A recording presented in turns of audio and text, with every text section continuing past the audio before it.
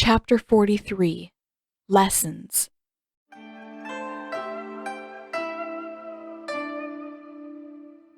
Katara could hardly remember the last time she'd slept so comfortably. Her sleeping bag was nice, but it didn't do much to make up for the uneven ground beneath it. And the bunk on Zuko's ship had been stiff and uncomfortable at best. So, when she woke up to sunlight streaming through the thick ice windows, tucked snug into a thick bed of furs, Katara wasn't sure she wanted to get up. It was just as cozy as home, maybe even cozier, and she'd gone to bed relatively late last night. It wouldn't do any harm to enjoy the soft furs a little longer. But she was too excited to stay in bed, and after just a few minutes, she crawled out and dressed herself. Her first day of training. Her first time ever working with a real waterbending master. This would be exciting even if she did have to work with Pakku, but from what Yue had told her, that wasn't going to be a problem. Katara couldn't imagine any of the teachers for the beginner's lessons being as bad as Pakku. Not that she would consider herself a beginner anymore, but she certainly wasn't an advanced student. Not yet.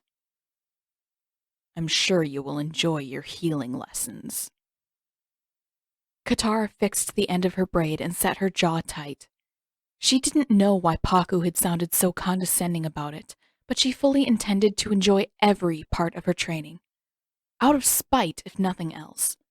Healing wasn't what she'd come for, but she reasoned that it would be a reasonably useful way to spend her time between combat bending lessons. It probably wasn't necessary or wise to spend all day training and sparring, and she had been a little curious about how healing worked for a while. She had no intention to let it get in the way of learning to fight, but there had to be a way to do both. There were clattering noises in the main room, and when she poked her head out, she found Sokka emerging from the boys' room, grumpy and rubbing at his eyes. "What the heck are you making so much noise for?" Katara raised an eyebrow. "I'm not." "You are too." He plopped down on the floor, his shoulders hanging slack. "Why else would I be awake?" "Maybe because it's morning?" Sokka scowled blearily at her. "That's ridiculous." Before Katara had a chance to respond, Momo rattled around on one of the overhead shelves, knocked over a basket, then launched himself across the room with a screech. "Ugh, Momo!" Katara caught the basket before it hit the ground, then darted around Sokka's sprawling limbs and snagged the lemur by the midsection. "You're a terror, you know that? We're supposed to be guests here." Momo craned his head back around and chattered at her, then squirmed with all his might, tiny arms reaching for the shelf he'd been exploring. "Not today," Katara said, stowing him under her arm. "Nobody is allowed to cause any more problems before I start waterbending lessons, and that includes fuzzy little lemurs." They didn't seem to be in any danger of being kicked out of the city, but she wasn't going to take any chances. No amount of lemur-induced chaos was going to keep her from training with real masters. She sat down by Sokka and scratched Momo behind the ears. Sokka blinked a few times. "Maybe Momo woke me up." "Do you think?" she snarked back. Aang's head poked out around the corner. "Hey guys, are you both ready for—" "No," Sokka groaned, dragging the word out far longer than necessary. He sprawled on his back. "It's too early for you two to be all cheerful and stuff." "It's not that early, Sokka." Aang sat across from them, and his tunic fluttered with the motion. "We have to leave for waterbending lessons pretty soon." Katara couldn't stop the smile creeping across her face. No amount of attitude from Sokka was going to ruin this day for her. Apparently, that wasn't going to stop him from trying, though. "Ugh. But now you're both going to be practicing all the time, and it's cold up here, And I know you're gonna get me wet, and it's going to be the worst. She leaned over him. Weren't you planning to go to warrior training to beat up Han? Sokka sat up straight. That's right! I forgot about that. He yawned and rubbed his eyes with the back of his hand. That could almost be worth waking up at the butt crack of dawn. Almost, he finished, narrowing his eyes at Katara. Who's Han? Aang asked.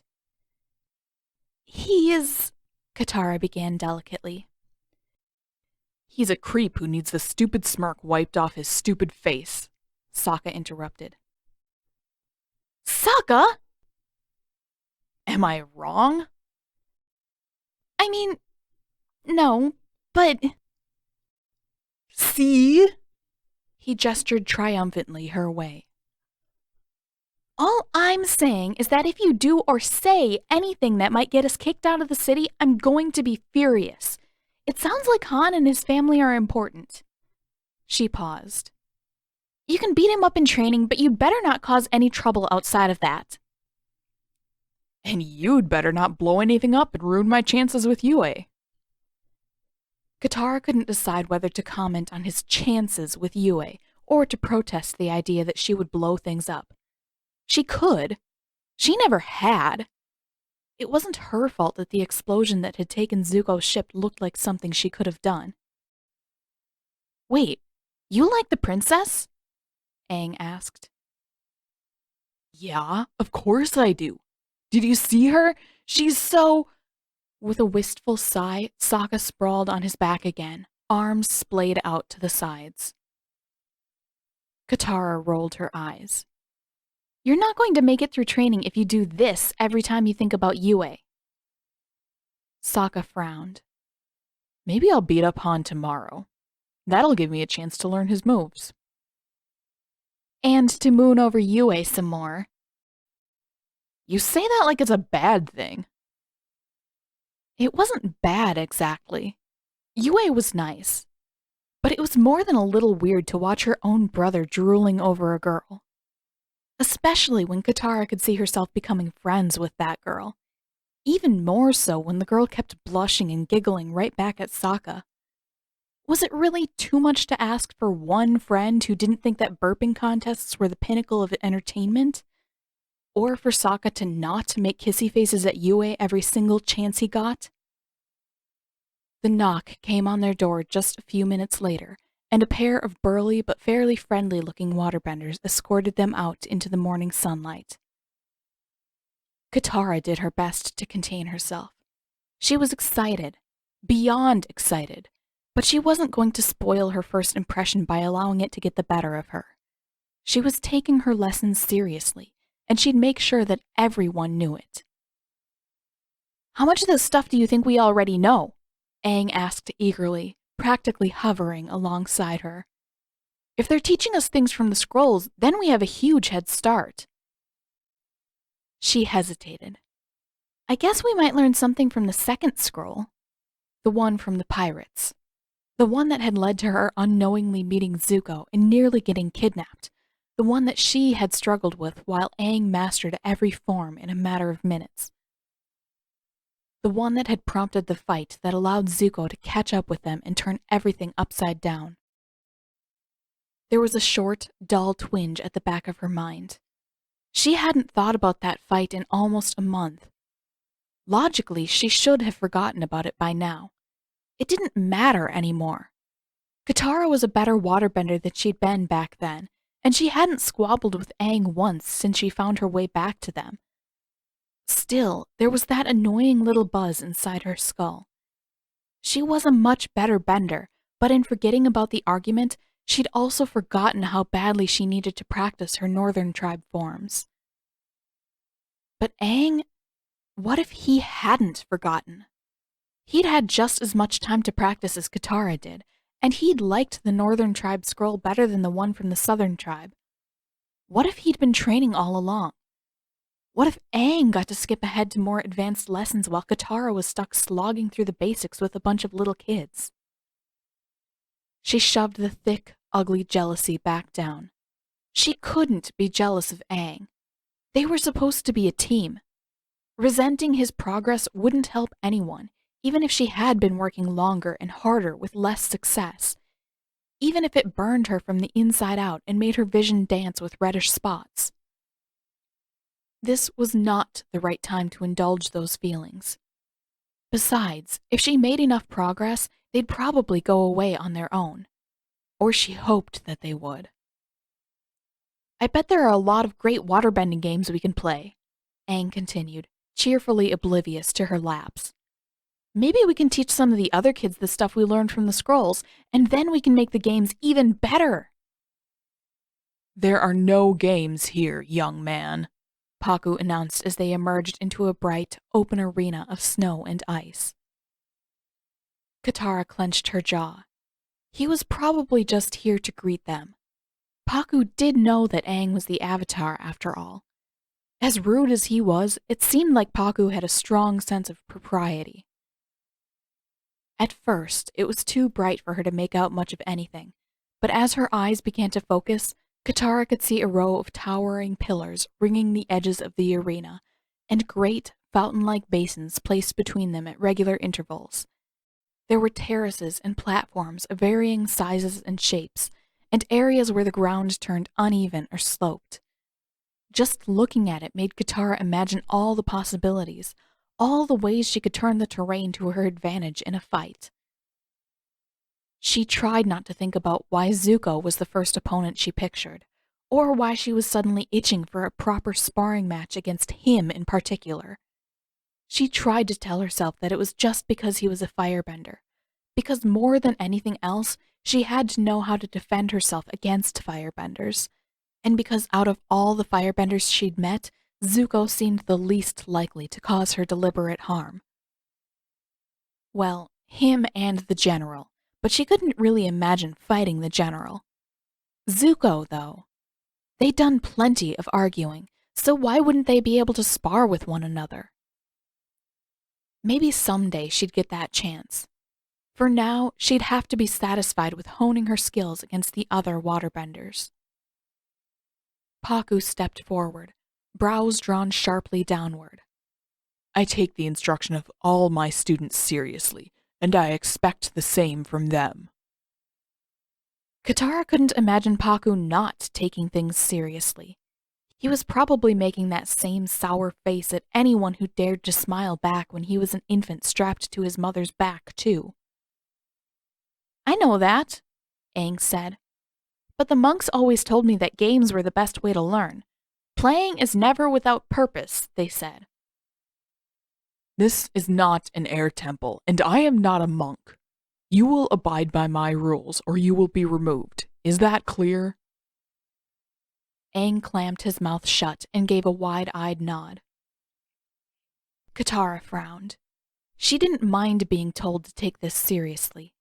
She'd always taken her waterbending seriously, and while she wouldn't mind playing a few waterbending games with Aang, she didn't have her heart set on them either. But she did resent the implication that she wasn't serious about her training. And it annoyed her that Pakku was so determined to crush Aang's hopes. He was just a kid, after all. But more importantly, the beginner's lessons were supposed to be taught by someone else. Why was Pakku even here? Excuse me, but Princess Yue said that you only taught the advanced lessons. Isn't that... She faltered when Pakku turned his icy glare on her.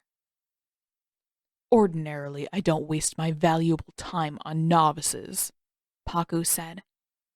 But in the case of the Avatar, it is imperative that training be conducted as quickly and efficiently as possible. That was reasonable enough, she had to admit. She didn't like it, but it made sense. And this is a closed practice, Pakku added. I do not allow spectators, little girl. Katara bristled.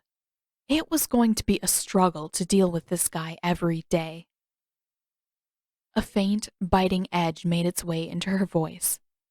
I guess it's a good thing we left my brother at home, then. Pakku shook his head. You will leave my class. Now, or I will have you removed. What? But, she fumbled. But I'm a waterbender, she eventually managed. I'm here to learn. Not with me. Not in combat. The Northern Water Tribe has traditions and standards. We do not train our girls to fight. Paku gave her a derisive sneer. You are welcome to study healing with Master Yugoda. What? That wasn't how this was meant to work. Healing was a bonus. Her goal was learning to fight. But I didn't come all this way for healing lessons, Katara said, her voice creeping higher. I can fight. I've been teaching myself for as long as I can remember, and I've been fighting all the way here from the South Pole. Within these walls, that will end, Paku replied, his tone sharp and clipped. You are a guest, and as such, you are expected to abide by our rules. You do not warrant an exception merely by being an outsider. That's ridiculous, she burst out. It's not fair. Yeah, Aang piped up. Katara's a really good waterbender, and if you both continue to argue, I will remove you both from my lessons and advise Master Yugoda to ban you from her lessons as well. That last part was clearly directed at Katara. It was your choice to travel here. It is ours to determine what should be done now that you have arrived. Paku glanced toward Aang. Were you not traveling with the Avatar, I would not be so lenient. Aang perked up. Well, that's great, because we didn't say anything before, but Katara's actually... She didn't know why exactly she cut him off. Maybe she'd developed a reflex by now, an instinct to intervene whenever someone came close to revealing her identity. Maybe it was because she knew that there was no way to prove herself as the Avatar, and no one would ever believe her otherwise. Maybe she just didn't want to try putting on a show for Paku of all people. No, that wasn't all of it. Whatever it was felt deeper than that. Leaving, she snapped. I'm leaving. Katara shot a look of cold, hard hatred at Paku. This isn't over, though. Paku matched her tone.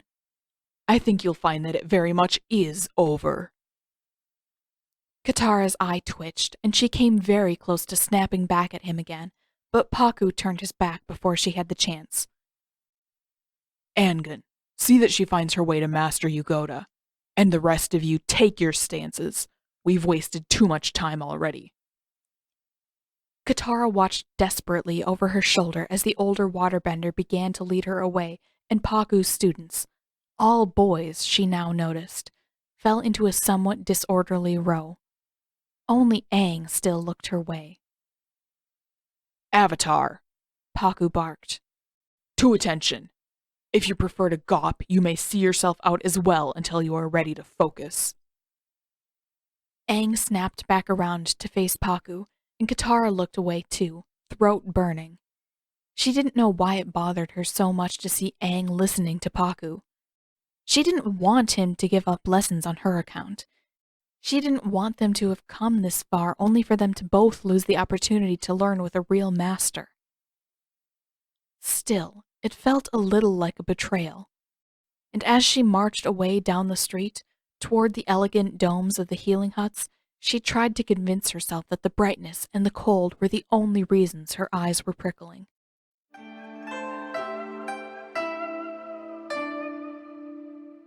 Staying in the healing huts felt like admitting defeat. This was where Paku wanted to keep her, which, to Katara's mind, meant that she should go somewhere else, anywhere else, just to defy him. She didn't want to be in healing lessons.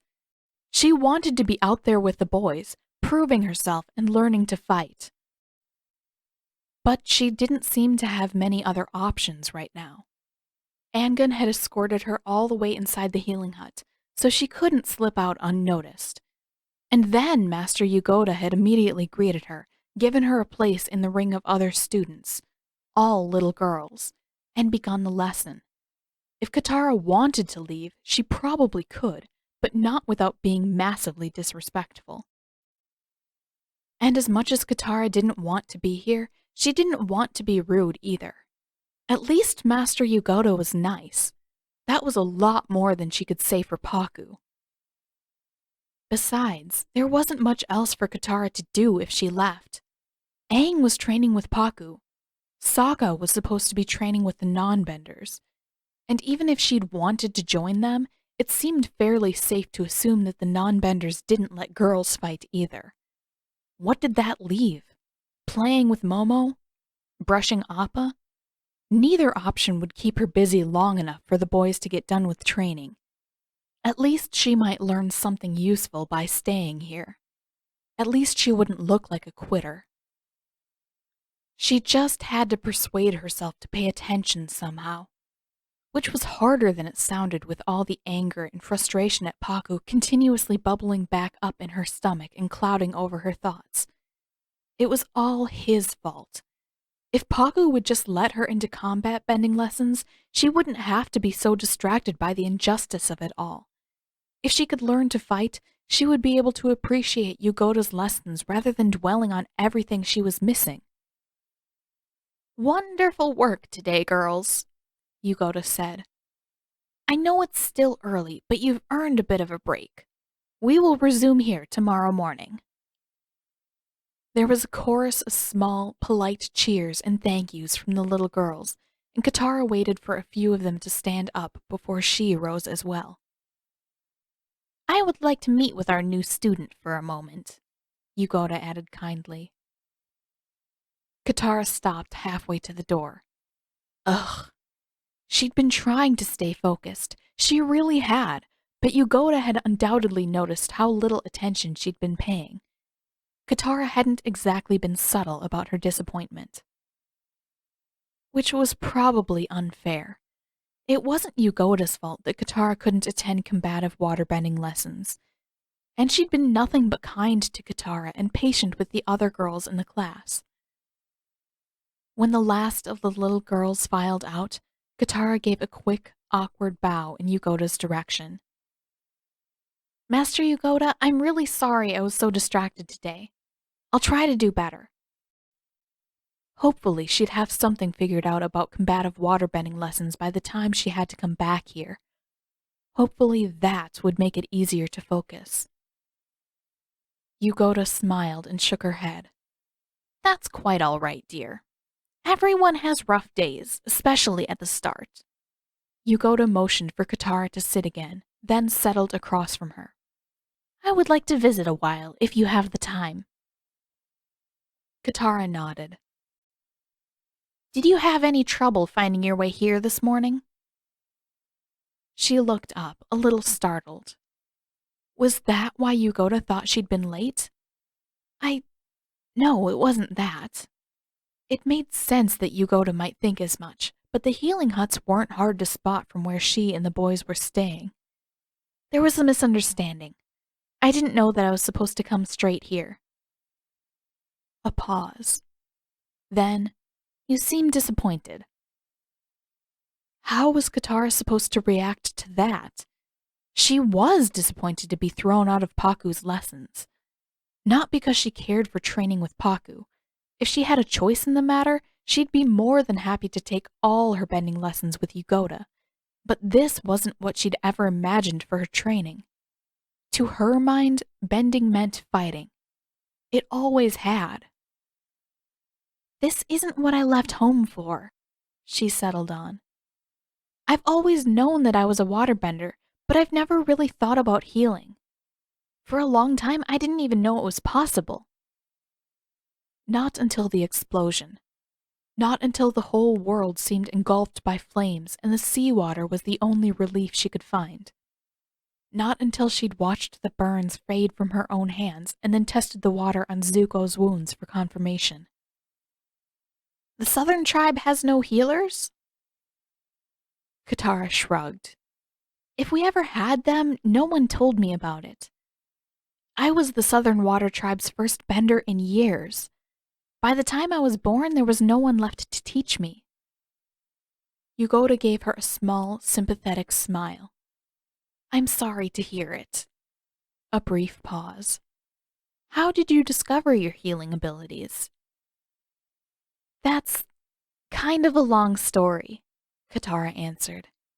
She remembered the shock when, against all odds, her burns and bruises vanished. She remembered the sinking in the pit of her stomach at the sight of the blood running from Zuko's head, and the uneasy relief when her bending stemmed its flow. There was an incident. I got stuck in the middle of some kind of feud and I ended up with a few bruises and burns. The person I was with got hurt a lot worse, and the healing just kind of happened. She found herself wondering how bad it had really been for Zuko. Beyond the wound she'd mended for him, how severe had his injuries been? Had he recovered? She found her mittened hand rising toward her necklace, and she pulled it back as soon as she'd confirmed that the pendant was still in place. Yugoda noticed and gave her a knowing look. I assume your young man was involved in some way. Katara started. My what? There was a young man involved, but why on earth would Yugoda refer to him as Katara's young man? You're betrothed. No! Her face grew hotter and hotter under Yugoda's gaze. I'm not engaged. Why would I be? You're wearing a betrothal necklace. Her brow furrowed, but her cheeks just kept burning. No! He didn't. He gave it back to me after I lost it, but he didn't really give it to me. This necklace belonged to my mother, and to my grandmother before that. She hated how embarrassed she felt at even the suggestion of it. She didn't know anything about betrothal necklaces. Zuko certainly didn't mean anything by giving it back to her. It was such a ridiculous idea that she shouldn't care at all. But for some reason, her face was still hot. Mercifully, Yugoda changed her focus. Your grandmother? She leaned forward. May I see the necklace? Katara leaned in too and let Yugoda get a better look at the pendant. For a few moments, Yugoda studied it. Then she sat back again. Kana, Yugoda said softly. I should have guessed. Katara's eyes widened. What? You know my gran-gran? For a second, there was no reaction at all, but then Yugoda sat back again, her face drawn into tight creases of puzzlement. If it's all right with you, dear, I'd like to invite you to have dinner with me. I think I may be able to clear up some confusion for both of us. Coming from anyone else, that might have sounded almost ominous. Coming from Yugoda, it still made her wonder. A lot. How on earth could a nice old lady from the Northern Water Tribe know anything about Gran-Gran? Finally, Katara nodded. Sure. That sounds nice. Lovely. Yugoda stood. Then I will collect you just before sunset.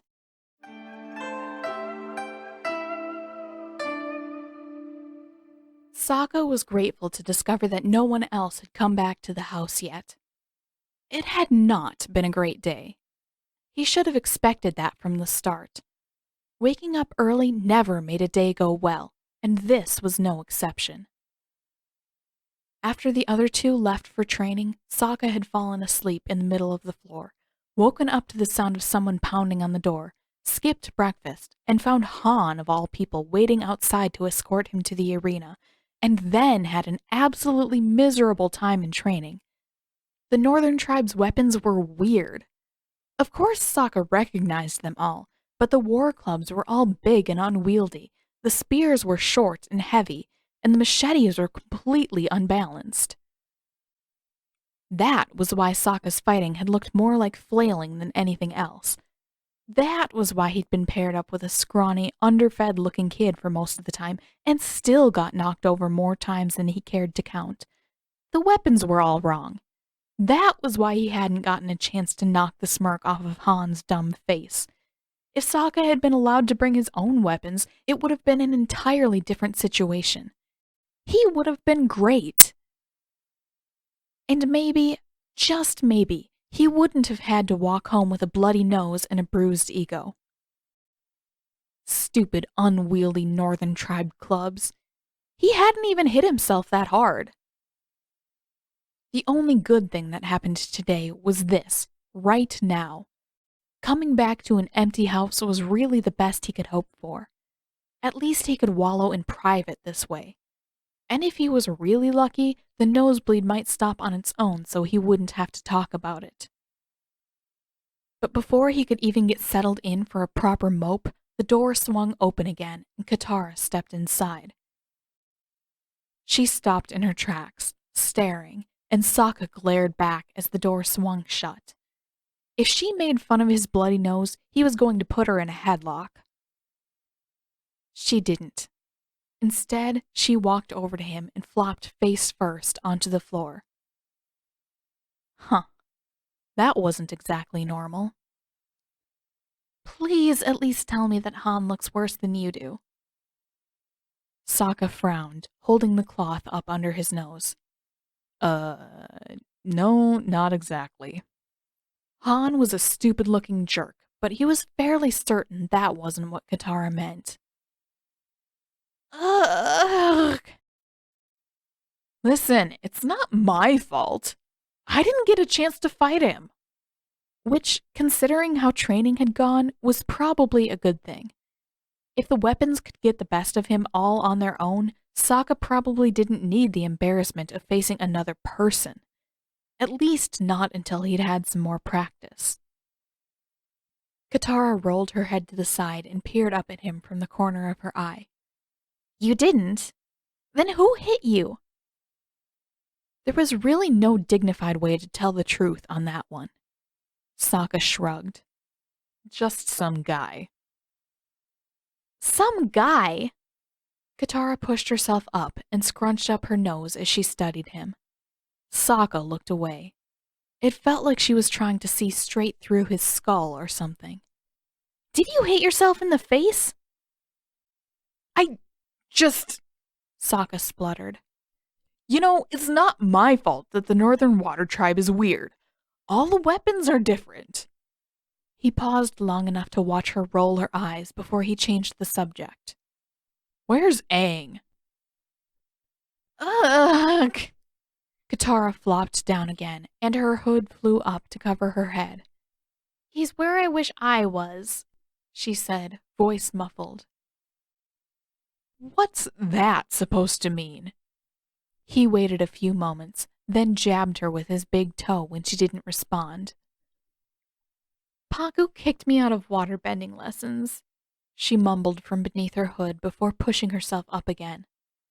Apparently they won't teach girls how to fight. Sokka's first instinct was to agree with Paku. His second was to remember Kyoshi Island and Suki and the rather impressive butt-kickings she'd doled out.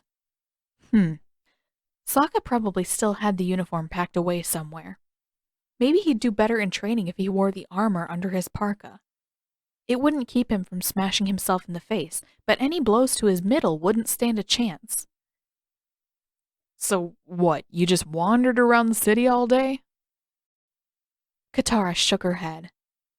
Healing lessons.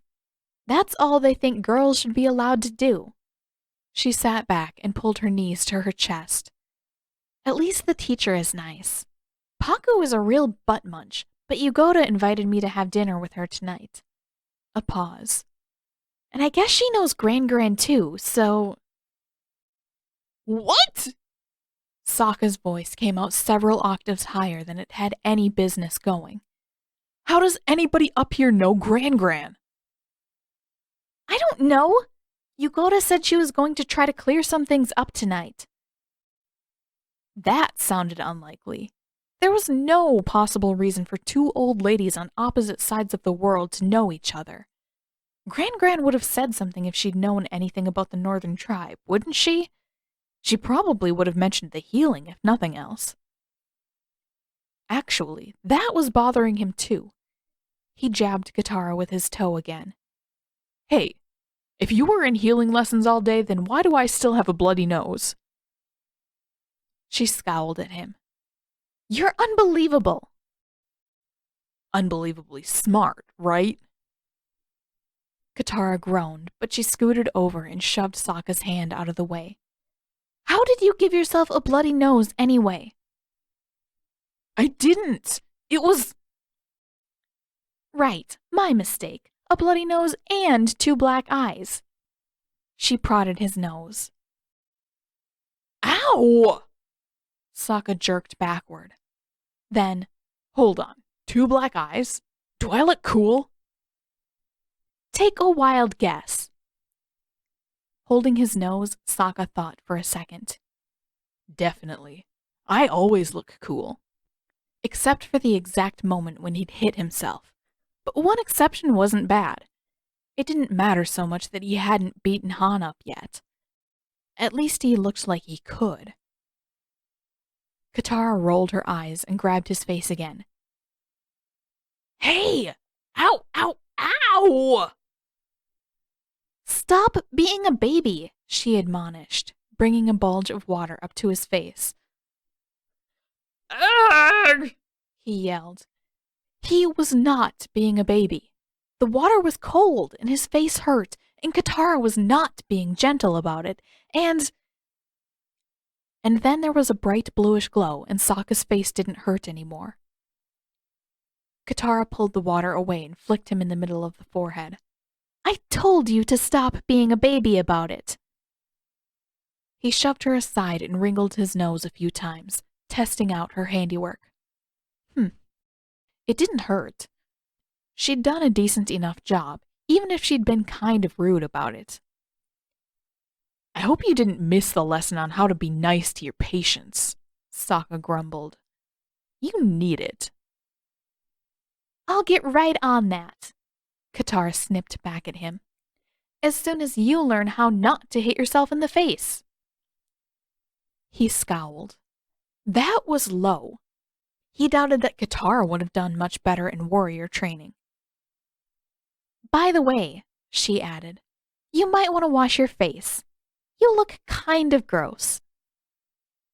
Sokka swiped his hand under his nose and came back with bloody smears on the back of his hand. Ew. She had a point on that one.